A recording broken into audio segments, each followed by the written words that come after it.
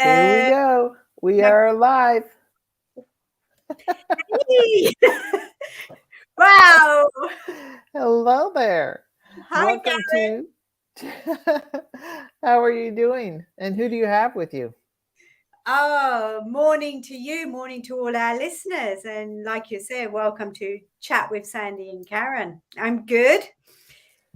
Today I've got my dog with me who seems to want cuddles this Yes, morning. that's This the is best part. Levi. Levi, you going to say hello? Hello, Levi. Levi. Hello. Hello there. You are adorable. Hi, Oh, Levi. Hi, Levi. Good dog. Go to sleep. it's looking straight Be at you. very quiet. Oh, Awesome. All right. So today we're going to, okay, I'll talk quietly so we don't wake the dog up. Today we're going to talk about Edpuzzle, which is a tool that we have at our school. And I'm learning more about it every day. And I really am kind of liking what I'm learning about. So we have cooked up a little demonstration, and I think there'll be enough explanation for our listeners of the podcast, but also the video. So it'll be a little bit of both today. yeah. So, Sandy, what were your initial thoughts, like when you first heard about it? What did you think, and that way we can kind of compare before and after how we thought about it. Yeah. So I've used Edpuzzle for a few years now, and I think it has developed quite a lot since I first started using it. And it's so good that you have this tool that's there, shows a small clip, uh, allows the students to listen and watch a video, and then there's questions they can answer, and it shows how, as an educator, it will show me how long the students have listened to a clip, how quickly did they answer. So if someone did I don't know, say if I had 10 questions on this and they had a 5-minute video to watch and they answered questions in a minute, Mm-hmm. it can go two ways. Either Right. one, they're very good and they knew Yeah. what was going to be asked, or two, they and most of the cases, I think this is what's happening in reality. They're not really watching and engaging with the resources we're giving them, and then it Yeah. reflects in the answers they give. So I think Yeah. it has been a very good tool to use for them to listen, understand, and apply their knowledge. I agree. I totally agree. I know sometimes when I watch a video, I look a little bit like Levi, and I just kind of have my eyes open and my head kind of goes to the side, and sometimes my mouth drops open and I just watch. But nothing's going in the old noggin. So um, this is a wonderful way to show that the students can show us that they are engaging and that they are learning the content. So um, let's see if we can do a little demonstration here.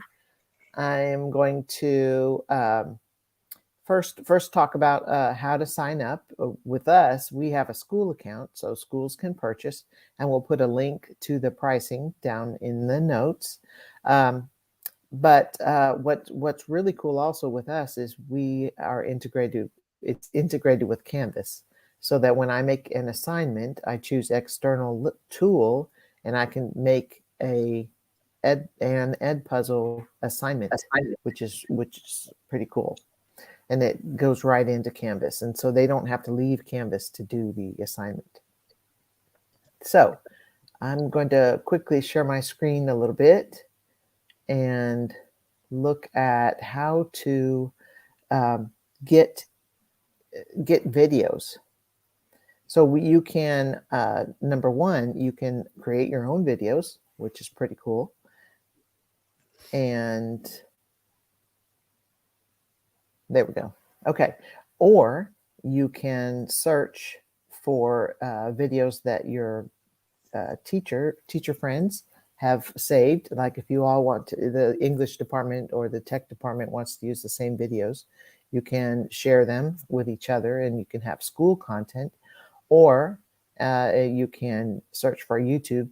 And I'm not going to go too much into that because we've all searched for YouTube videos before. What I like to do is search within the community, and that way, if I have checked certain subjects, for example, general education or technology, and ahead of time I have clicked technology to find these, there are like, for example, the example we're going to do today is box shadow. So I can click the video here in the list as it pops up, and I can copy it to my account, or I can edit it right here. And to edit, I can make my own questions for that video. So that's pretty cool when you search. So you can add your own content as well. You can upload your own video, record a video on screen here, or you choose a student project. So you can demonstrate something that the students have done, which is great if you like using mentor text or mentor projects, things like that. So here's my class. I click on web development, and this is my pretend class because I have my class members here. And here is Sandy Bansel. She is my student, and we'll look at her first attempt. She is a model student, and we tried to see what it looked like when you got things wrong, and we went through this 1-minute video, and she's going to play that in just a minute. She's going to try it again, but this shows how long the student has engaged with the video and the grade they got when they did it. And this little green line is how their progress through the video. So she's actually gone through it twice, and she's had 2 pretend accounts. So when she goes through, her grades would show up here. And if I need to download this as a spreadsheet, I can click download gradebook and download it to my computer for my own records. And then I can get rid of the class and start again the next year. So let's see. What else do I need to do before we do our, maybe assign something. So I'm going to click on discover. And let's see, I like this one. This is really kind of fun. Persuasive techniques. It uses Super Bowl commercials. It's pretty cute. Anyway, pardon? Engaging, funny videos. It's not just about Yes. serious HTML web development. The Right. videos are short and engaging. Right. But like So you said earlier, you can create your own videos. right. If I know they need to practice on some skill, I can make my own and then have them do step by step along the way. So I'm going to assign this video. And on the assignment page, you choose the class. I can assign it to all or assign manually to just some students. I have the start date and the due date, and here is very interesting as well. I can prevent skipping so that they can't skip the questions that I put in there. They can always go back and rewatch the last little bit of content. And also I can turn on closed captioning, which I think is very good for English learners or whatever language you're teaching. And if you're like me, sometimes you get to this point and you think, oh, I forgot to create a class. Well, you can add a new class right here if you want to, and then just click assign. So there we got that. So now it's assigned to my class. And here's my class, and here's the persuasive techniques. And I think that's all I wanted to share from my end. Can you think of anything I need to add, Sandy? No, maybe we can show what it's like to be as a student, what the Okay. students is. All right. So I'm stopping my share. I'll let you go.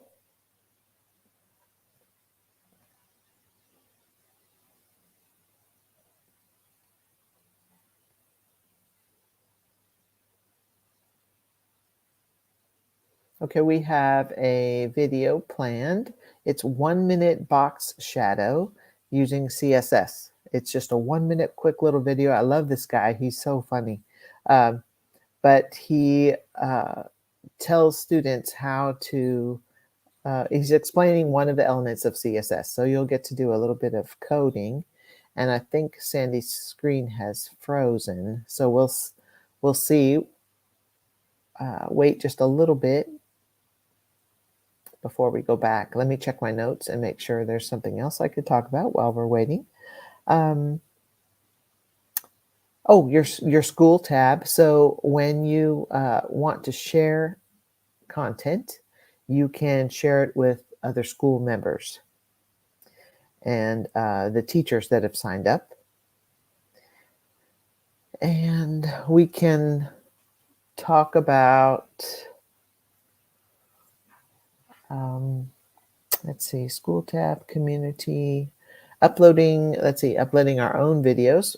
At my previous school, we were really into blended learning, where teachers created their video, and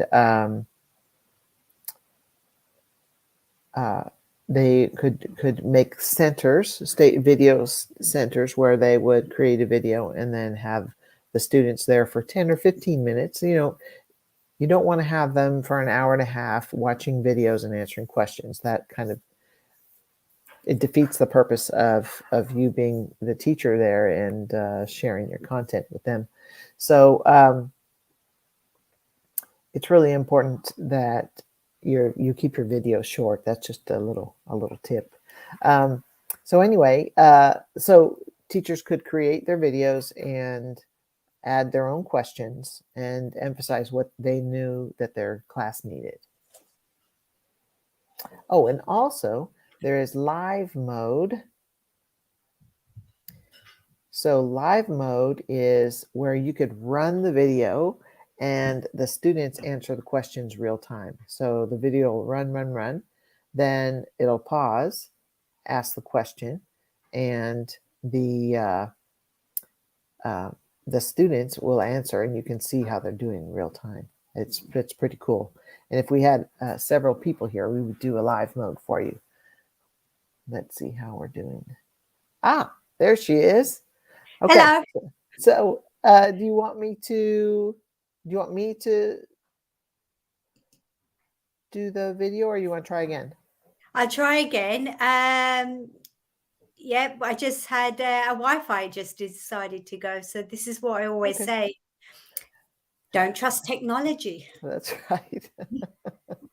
Okay. Right. It's okay. Go ahead. Okay, so this is the assignments screen. I can that This is what students see. This is what the students see. Okay. And oh,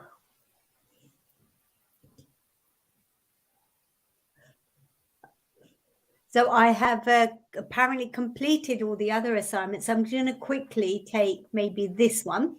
Okay. CSS Inheritance.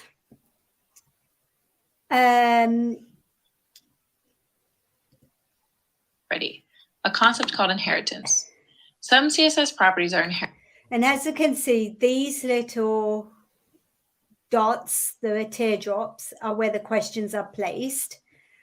I can put the closed captions on different languages. Most languages are in there, not all. So I think they're still building that up. I can go full screen, and then it's just easier to see. And one of the things I'm going to show you, what Karen was saying earlier, I cannot skip the video to go to the question. Inherited, which means they get passed down to all the children tags underneath them. For example, the font family is an. Okay. So another thing, it really gives them a cue for, you know, the answer. And I think that's what a goodly, oh my gosh, well-constructed question does give a hint. about what answer you're looking for. Okay. I can rewatch also the video if I wasn't sure. And then Karen will be grading that. And I don't know if you mentioned the different types of questions. No, I didn't. So you can either have a text or check boxes, multiple choice. Is an inherited property. So Just by setting it on the body tag, we can see it get picked up automatically by the children tag, the H. It only stops taking effect once another rule steps in, like this rule changing the font family of all the headings to cursive. I don't know, I'm going to put blah, blah, blah.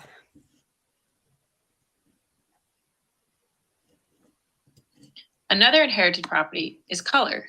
If we set it on body, we can see it trickle down to all the tags inside body until other rules override it, like this rule here setting it green. Can you change the speed on this one, Sandy? Font weight, font size, font style, line height, text to line. Actually, a lot of the ones I know on Sorry, YouTube Karen? you can. I was just wondering if you can change the speed that you're watching it. No, but I can turn the volume down. Okay. For that. Okay. So I'm just going to say all of this because I'm one of your bad students. I don't really want to watch. I just want to get it over and done with. I want to do Karen's homework. And there's a sign there that said locked. So I cannot skip. So now that I'm done, Okay. I had so now, only 3 questions to answer. okay. I can see my results. I still need to be graded, but I completed 100%. But Karen will see the true picture of whether I actually watched the video beginning to the end. So over to you, Karen. All right. So should we try? Yeah, let's try the share. Share screen. Go ahead.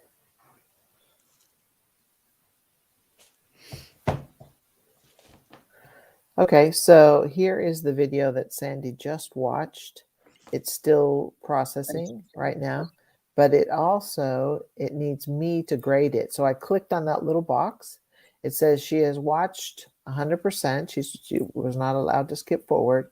The number of times student watched each section of your video, which is very helpful because if you know that they've gone over one part over and over again, you know they had trouble with it, but they mastered it. So that really makes me happy to see that you can see that they're actually trying, because that's a big part of what I love about teaching. So anyway, she wrote inherited property, and I can give a comment, and I can say great job. Close that. And out of 100, she got 100 on that question. And that is graded.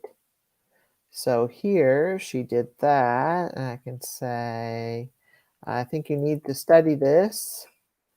So study this, please, the skill. And unfortunately, she did not get that one. There. So that's how I grade, and she did not do that one either. Oops, not 100. I know. That was easy. Whoops. Oh, sorry. Like that. There we go. The X is 0. Okay, so that one she got wrong. And so this is completely graded. So now she has an actual grade here. And video watched 2 of 3 questions. She answered 3. She got 2 correct. And this is when she turned it in and what time. So then as I go through, I can go just from here, go through each student. Now this is only for the questions that are not multiple choice, because the multiple choice is auto graded. So I clicked on the link of the video. So here's the video. And this is the live mode where by the way. I can project that to students in real time. But this has all the students, and it has I stopped after 10%. This is where you change the skipping and the turning closed captions. So all of that is in the grade book section. And here, now it's done processing. I've graded it, and she got a 67 on here. So it gives the teacher an overview as well of what they've done and what needs to be done. So a really good tool to have, especially now we're doing blended learning.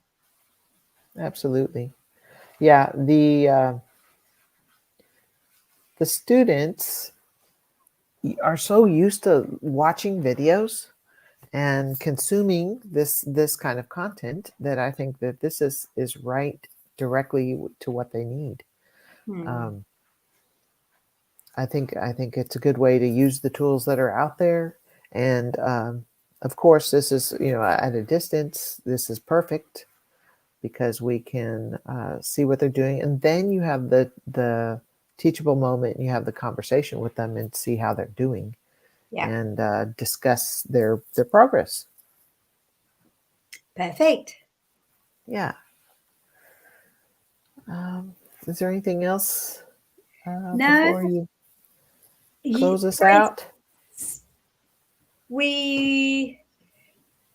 I would say to all the educators that are listening to try it, have a feel of it, invite others, educators within your establishment, in your school, college, etc., to have a go, come as a team. Maybe the first time you will use it, just like anything you have for the first time, you have to find your way. But once you've done that, it's very easy. And there's so much content out there. Absolutely. And the basic plan is $0 per month. So you still have access to more than 5 million videos. You can create your own videos still with the free plan. You can add questions. Oh, and I forgot audio notes. You could just say, instead of asking a question, you could say, okay, pay attention to what a box shadow is. This part is very important. And then they watch the video. So that way you're emphasizing, but you don't have to actually take a grade on every single thing. And then just the pro teacher is $12.50 a month. And of course, these are US dollars. And then schools and districts can request prices based on how many users they have. So the free plan is what I started with. And the free plan is great. I mean, yeah, I think it's really a good deal. Now, just for a disclaimer, Sandy and I aren't receiving anything from Edpuzzle. We're just sharing our experience with Edpuzzle. Absolutely. And next time, Sandy, what do you want to talk about? Another really good tool that we're using, Flipgrid. I think that'd be very good to talk about how we use Flipgrid in our classes. Absolutely. I think that'll be great. All right. So you can close us out? Yes. Well, thank you, Karen, for showing us the educator's side of Edpuzzle. That was really good. Thank you to all our listeners. Keep this going. Remember, you can connect with us via most social media at ChatWSK1. We look forward to connecting with you, maybe have you on our podcast, and looking forward to just having a general chit chat. Yes, absolutely. Thank you, my friend. And I will talk to you later. Okay. Bye-bye. Bye.